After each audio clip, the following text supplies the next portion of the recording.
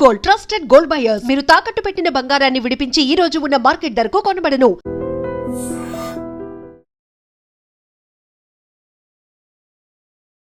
Hi hello నమస్తే, welcome back to iDream media. ఈరోజు market మంచి ఫ్లోలో ఉంది. అయితే మార్కెట్ ఇలా గ్రీన్లో ఉండడానికి గల కారణాలు ఏంటి విషయాలు మనకి చెప్పబోతున్నారు సర్టిఫైడ్ ఫైనాన్షియల్ ప్లానర్ అయిన రామచంద్రమూర్తి గారు. సార్తో మాట్లాడదాం. నమస్కారం సార్. నమస్తే అండి. సార్, మార్కెట్స్ అయితే మంచి ఫ్లోలో ఉన్నాయి.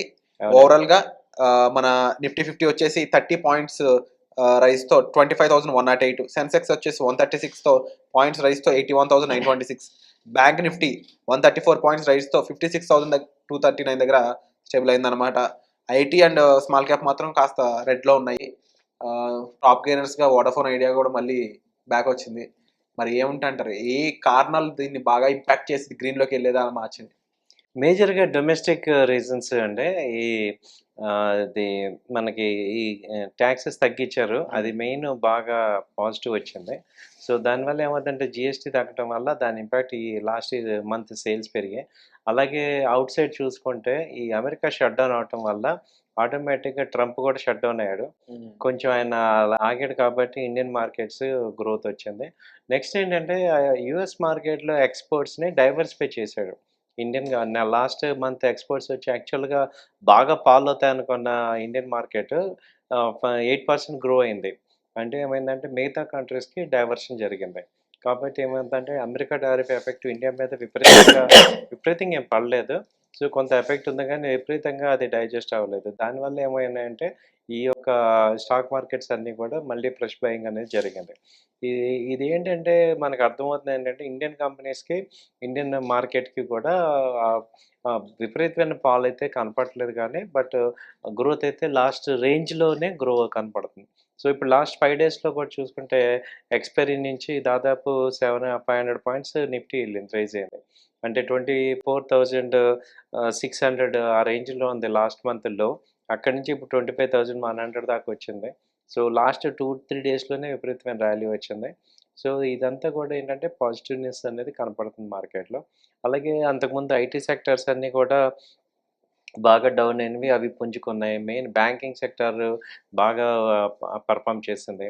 ఆ తర్వాత మెయిన్ ఆటోమొబైల్ సెక్టార్ ఈసారి బాగా లీడ్ తీసుకున్నాయి. ఈవెన్ ఇంకా గ్రో అవుతున్నాయి కూడా ఆటోమొబైల్ సెక్టార్స్ కూడా. అలాగే ఇంకా కంప్లీట్‌గా ఈ జీఎస్టీ తగ్గటం వల్ల ఈ రియాలిటీ సెక్టర్ కూడా ఇప్పుడు మంచి ప్రాఫిట్స్‌లోకి వస్తున్నాయి. సో, ఈ రీజన్స్ అన్ని వల్ల మార్కెట్స్ అన్నీ స్టెబుల్ వచ్చేస్తున్నాయి. యూజువల్లీ ఏ కంట్రీ ఎకానమీ అయినా సరే ఎఫ్ఐఎస్, డిఐఎస్ ఈ రెండే డిసైడింగ్ ఫ్యాక్టర్ అని చెప్పేసి అంటూ ఉంటారు. రైట్ నౌ నిజంగా డొమెస్టిక్ పరంగా ఇండియాకి ఏ సెక్టార్లో బలం పుంజుకుందా అంటారు ఈ జిఎస్టీ కారణంగా? ఇంతకుముందు మీరన్నట్టు ఎఫ్ఐఎస్, డిఐఎస్ మేజర్ ఉంది. బట్ ఇప్పుడేంటంటే మ్యూచువల్ ఫండ్స్ మేజర్ సపోర్ట్ అవుతుంది. ఓకే. ఓన్లీ ఇండియాకి ఎస్పెషల్లీ ఏంటంటే every month lakhs of crores mutual funds flow అవుతున్నాయి ఇండియన్ మార్కెట్‌లో. దానివల్ల ఏమవుతుందంటే ఈ మ్యూచువల్ ఫండ్స్ వల్ల ఇండియా స్టేబుల్ అవుతుంది. సో, డిఐఎస్, ఎఫ్ఐఎస్ వాటా ఏమైందంటే తగ్గుతుంది. సో, మ్యూచువల్ ఫండ్ వాటా గ్రో అవుతుంది. దాదాపు 50% షేర్ ఇప్పుడు వచ్చేస్తుంది. రీటైల్ క్లయింట్స్ ఆల్రెడీ బ్యాకప్‌లో ఉన్నారు. సో, అంతకుముందు మనం చూసిన మార్కెట్స్ ఏంటంటే ఏమాత్రం మార్కెట్ యూఎస్ మార్కెట్స్ వాళ్ళ తేడా వచ్చినా విపరీతమైన ఫాల్ అయిపోయేది. అలాంటిది వాళ్ళ కోలుకుందంటే కేవలం మ్యూచువల్ ఫండ్స్ మేజర్ కాంట్రిబ్యూషన్ జరిగింది. సో, ఇప్పుడు ఈ మార్కెట్స్, ఈ సెక్టార్స్ గ్రో అవ్వడానికి మేజర్ రీజన్స్ ఏంటి అంటే ఈ మ్యూచువల్ ఫండ్స్ ఏం చేశాయంటే లాస్ట్ టైము క్యాష్ రిజర్వ్స్ పెట్టుకున్నాయి. అవి ఏంటంటే బాగా బోటమౌట్ అయినప్పుడు వాళ్ళు బాగా హెవీగా ఇన్వెస్ట్ చేశారు. తర్వాత డీఏఎస్ కూడా విపరీతంగా ఇన్వెస్ట్ చేయటం. అలాగే రీటైల్ క్లయింట్స్ కూడా ఇవాళ అంతకుముందు మార్కెట్ ఫాల్ అయితే భయపడేవాళ్ళు. ఇవాళ ఎవరు కూడా రీటైల్ క్లయింట్స్ భయపడట్లేదు. మార్కెట్లు మళ్ళీ పెరుగుతాయని ఒక కాన్ఫిడెన్స్‌తో ఉండి బాటమ్ రేంజ్‌లో రాగానే ఫ్రెష్ బయింగ్ జరుగుతుంది. కాబట్టి ఏమవుతుందంటే ఈ ఫ్యాక్టర్స్ అన్నిటి వల్ల మనకి డొమెస్టిక్ ఈక్విటీ మార్కెట్స్ అన్నీ కూడా మళ్ళీ పుంజుకుంటాయి. సో, విపరీతమైన ఎందుకంటే ఎస్పెషల్‌గా ఇండియా పాయింట్ ఆఫ్ వ్యూలో చూస్తే స్టేబుల్‌గా గవర్నమెంట్ ఉంది. అలాగే మంచి రిఫార్మ్స్ వస్తున్నాయి. తర్వాత నెగటివిటీస్ ఏమి లేవు.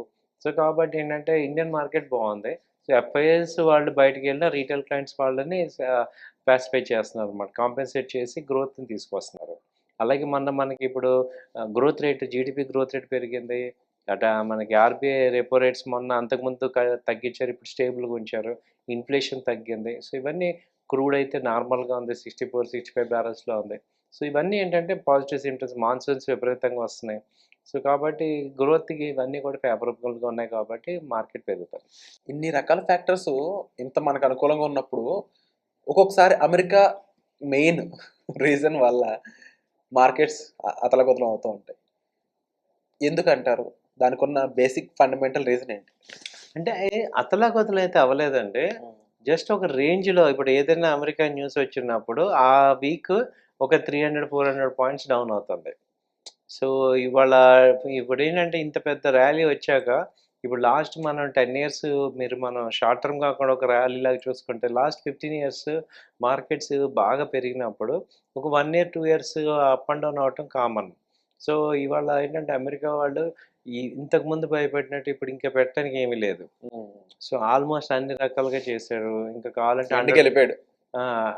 అన్ని సెక్టార్స్‌ని ఎఫెక్ట్ చేసాడు. ఈవెన్ ఇప్పుడు ఏంటి సినిమా షూటింగ్స్ తీసుకున్నా కూడా ట్యాక్స్ అంటున్నాడు. సో ఏదేయాలో అది యేసుకొని చివరికి ఏమవుతుందంటే మనం అమెరికా కాకుండా రిమైనింగ్ కంట్రీస్ అనేది ప్లాన్ చేసుకుంటున్నాం. కాబట్టి ఇండియన్స్‌కి ఉన్న అడ్వాంటేజ్ ఏంటంటే దే ఆర్ ఫ్లెక్సిబుల్. ఇప్పుడు ఈయన కాదంటే వన్ డోర్ క్లోజ్ అయితే ఇంకో డోర్ ఓపెన్ చేసుకునే తత్వంలో ఉంటాం కాబట్టి మనం కాంపిటీషన్ కన్నా కూడా మనం చూసేది ఏంటంటే ఈ ఆల్టర్నేటివ్ ఉన్నాయని చూస్తాం కాబట్టి అది మనం ఫాస్ట్‌గా అడాప్ట్ చేసుకుంటాం కాబట్టి సక్సెస్ అవుతాం. ఇంటర్నేషనల్‌గా డాలర్‌ని కాదనుకొని యూపీఐ ద్వారా చలామణి ఏదైతే మనీకి సంబంధించి ట్రాన్సాక్షన్స్ ఉన్నాయో ఇది వర్కౌట్ అవుతుందంటారా? దీనివల్ల మనం ఎంత బలం పుంజుకుంటామంటారు మార్కెట్ పరంగా? ఇదైతే వర్కౌట్ అయ్యే అవకాశాలు ఎక్కువున్నాయండి. ఎందుకంటే డాలర్‌కి వాల్యూ తగ్గిపోయింది అనడానికి మేజర్ నిదర్శనం గోల్డ్ రేట్లు పెరగటం. సో అందరూ కూడా ఇప్పుడు ఫిజికల్‌గా గోల్డ్ బై చేస్తున్నారు. ఈవెన్ బ్యాంక్స్ కూడా. అవును. సో డాలర్ ఇప్పుడు యూఎస్ డెట్ విపరీతంగా పెరిగిపోతుంది. సో అమెరికా షట్‌డౌన్‌లో ఉంది. కాబట్టి ఇయన్నీ పారామీటర్స్‌లో వాళ్ళ పెట్రో డాలర్స్‌ని ఎవరు నమ్మట్ల. డాలర్‌ని నమ్మట్లేదు. ఆల్టర్‌నేట్ చూసుకుంటున్నారు. సో ఆ ఉక్రోషంతోనే ఈ ట్రంప్ గారు విపరీతమైన టారిఫ్స్ ఏస్తున్నారు. సో ఇవాళ భయపెట్టి మార్కెట్‌ని గ్రిప్‌లో తెచ్చుకోలేని పరిస్థితి వచ్చేసింది. కాబట్టి అవి సూన్ ఆర్ లేటర్ ఇవేంటంటే ఇప్పుడు ఇవాళ ఇండియా అనేది వరల్డ్‌లో 4థ్ లార్జెస్ట్ ఎకానమీ కాబట్టి సో 4థ్ లార్జెస్ట్ ఎకానమీ ఊరికే రాలేదు మనం. స్టెప్ బై స్టెప్ గ్రో అయ్యాం కాబట్టి ఇంకా చాలామంది అనుకున్నట్టు దిగిపోతారేమో అనుకుంటారు కానీ అదేం దిగేది కాదు. ఒక స్టెప్ బై స్టెప్ స్టేబుల్‌గా ఉండే కంట్రీ అనమాట. కాబట్టి మనకి వచ్చిన ప్రాబ్లమ్స్ ఏం లేవు. డైజెస్ట్ అవుతాయి. సో డెఫినెట్లీ మార్కెట్ ఇంకా గ్రీన్ అవ్వడానికి ఎక్కువ స్కోప్ ఉందంటున్నారు అయితే. అవునండి. అండ్ ఇంక నుంచి అమెరికా నుంచి ఎటువంటి స్టేట్మెంట్ వచ్చినా అంటే రీసెంట్‌గా H1Bకి సంబంధించి కూడా ఒక రూల్ పెట్టింది.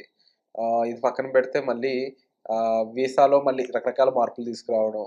దాంతో పాటుగా ఈ అప్పుడప్పుడు టారిఫ్‌ల వారు అది కాదు అనుకున్నట్లయితే ఈ అదర్ దెన్ ఇది ఈ సినిమాలకు సంబంధించిన ఒక అదర్ దెన్ అమెరికా ఎక్కడ ప్రొడక్షన్ జరిగినా ఆ సినిమాల మీద మేము ఇంత టాక్స్ ఏస్తాం. అది కూడా అంతా ఇంత కాదు. అవునండి. 100 పైన టాక్స్‌లు అంటున్నారు. సో ఇటువంటి ఫ్యాక్టర్ ఏదొచ్చినా ఇంకా మన మార్కెట్ కాస్త తడబడడానికి స్కోప్ లేకుండా బలంగా ఉండడానికి డొమెస్టిక్‌గా అవునండి. ఇన్వెస్ట్‌మెంట్సే కారణం అంటారు. కారణమండి. ఓ రకంగా ఇండియా ఇప్పుడు గ్రో అవ్వడానికి రీజన్ అమెరికానే. అలా ఇటువంటి సిట్యుయేషన్ క్రియేట్ చేసింది. అలాంటి సిట్యుయేషన్‌లో మనకి ఇవాళ ఉన్నాం. సో అమెరికా లేకపోతే ఇండియా లేదనే స్థితి అయితే లేదు. సో ఇండియా గ్రో అవుతుంది. చూస్తుండండి ఇంకా మంచి గ్రోత్ అయితే కనపడుతుంది. సో ఇలాంటి టైంలో ఇంకొంచెం ఇంకా ఎక్కువ మంది ఇన్వెస్ట్‌మెంట్‌లోకి దిగడం కూడా ఒక మంచి పాయింట్ అని చెప్పొచ్చు. అవునండి. సో విన్నారు కదండీ! మార్కెట్స్ చాలా బలంగా ఉంటున్నాయి. ఇన్వెస్ట్‌మెంట్‌కి ఇది ఒక మంచి ప్లేస్‌మెంట్ అని చెప్పొచ్చు. మీరు అసెట్ అలొకేషన్‌కి సంబంధించి స్టాక్ మార్కెట్ అనేది ఒక మంచిగా అసెట్‌గా భావిస్తే చాలా మంచి ఇన్ఫర్మేషన్ అనేది మీరు కావాలనుకున్నట్లయితే రామచంద్రమూర్తి గారిని సంప్రదించొచ్చండి. అంతేకాకుండా నెక్స్ట్ ఎపిసోడ్‌లో గోల్డ్, కమోడిటీస్ వీటి గురించి మాట్లాడబోతున్నాము. ఈ అసెట్ ఏ విధంగా ఉంటుంది? ఫ్యూచర్ ఆఫ్ ఈ గోల్డ్ కమోడిటీ ఏంటి? అని తెలుసుకుందాం. So stay tuned and next episode కోసం please wait. Thank you so much.